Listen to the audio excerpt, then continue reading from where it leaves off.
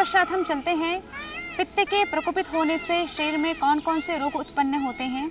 तो मुख्य रूप से आपने जाना है कि पित्त हमारे पाचन तंत्र के स्थान पर सक्रिय होता है, अतः पाचन तंत्र से संबंधित जितनी भी समस्याएं हैं वह पित्त रोग के प्रकोपित होने से उत्पन्न होती हैं।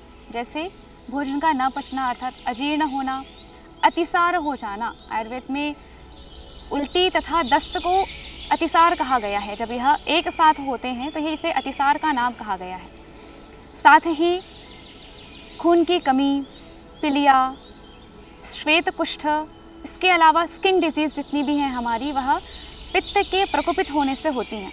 साथ ही पित्त के प्रकोपित होने से हमारे शरीर में और भी लक्षण दिखाई देते हैं, जैसे शरीर में मस्सों का बहुत अधिक मात्रा में उत्पन्न होना, शरीर पर काले या लाल चकत्ते पड़ जाना, नाखूनों का तथा आँखों का पीला हो जाना, हथेलियों तथा तलवों का जलना, यह पित्त के प्रमुख लक्षण हैं।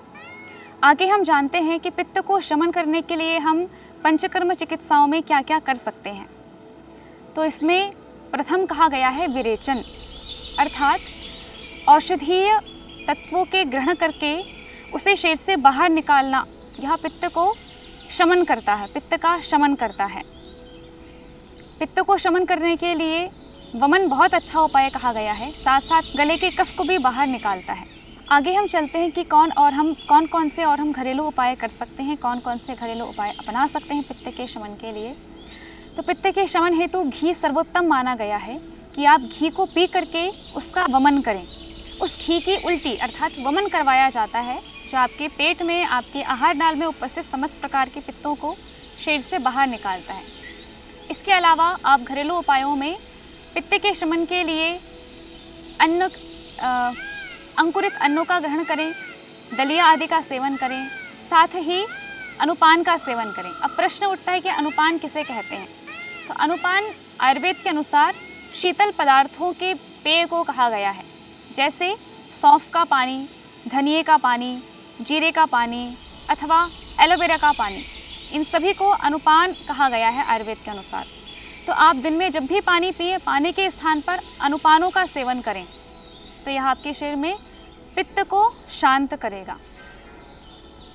रात में आपने सौंफ को पानी में भिगोना है, सुबह प्रयास करें उस भिगे हुए सौंफ को भी आप चबा करके लें तथा उस पानी को दिन भर पिएं। इस प्रकार से आप कुछ घरेलू उपाय अपना सकते हैं पित्त के शमन हेतु। आगे हम देखते हैं कि पित्त के लिए आप कौन से प्राणायाम करें। तो पित्त के शमन हेतु मुख्य रूप से 2 प्राणायाम बताए हुए हैं, शीतली एवं शीतकारी प्राणायाम। शीतली प्राणायाम एवं शीतकारी प्राणायाम में आपको अपने मुख को बंद करना है दांतों के द्वारा तथा होठों को खोल करके आपको श्वास अंदर भरनी है। जैसे आप देखें, दांतों को बंद करें और श्वास अंदर भरें। इस प्रकार से वह श्वास ठंडी होकर के आपके उदर भाग में प्रवेश करके आपके पित्त को शांत करेगी। ऐसे ही शीतकारी प्राणायाम भी करें, जो आपके पित्त का शमन करेगा। साथ में आप कपालभाति तथा अनुलोम विलोम प्राणायाम का भी अभ्यास करें, क्योंकि यह दोनों प्राणायाम ही प्रत्येक रोग के लिए, प्रत्येक अवस्था में आप कर सकते हैं। प्रत्येक रोगों को यह दूर करता है प्राणायाम। अतः प्रयास करें कि आप सभी प्रकार की अवस्थाओं में इन दोनों प्राणायामों का अभ्यास करें। इसके पश्चात हम चलते हैं व्यायाम की ओर।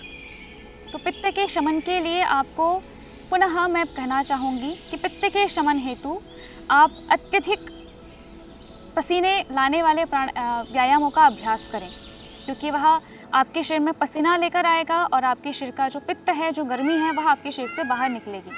अतः प्रयास करें कि प्रत्येक वह अभ्यास जिससे आपके शरीर में पसीना आता है वह करें।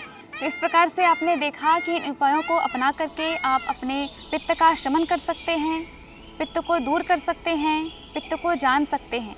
ऐसे ही उपायों को अपना करके आप पित्त का नियंत्रण करें तथा रोगों से मुक्ति पाएं। ऐसे ही भिन्न भिन्न विषयों को जानने के लिए, योग आयुर्वेद के गूढ़ तत्वों को, गूढ़ विषयों को जानने के लिए जुड़े रहें हमारे साथ, इंडिया टीवी के साथ। तब तक के लिए दें हमें आज्ञा। नमस्कार।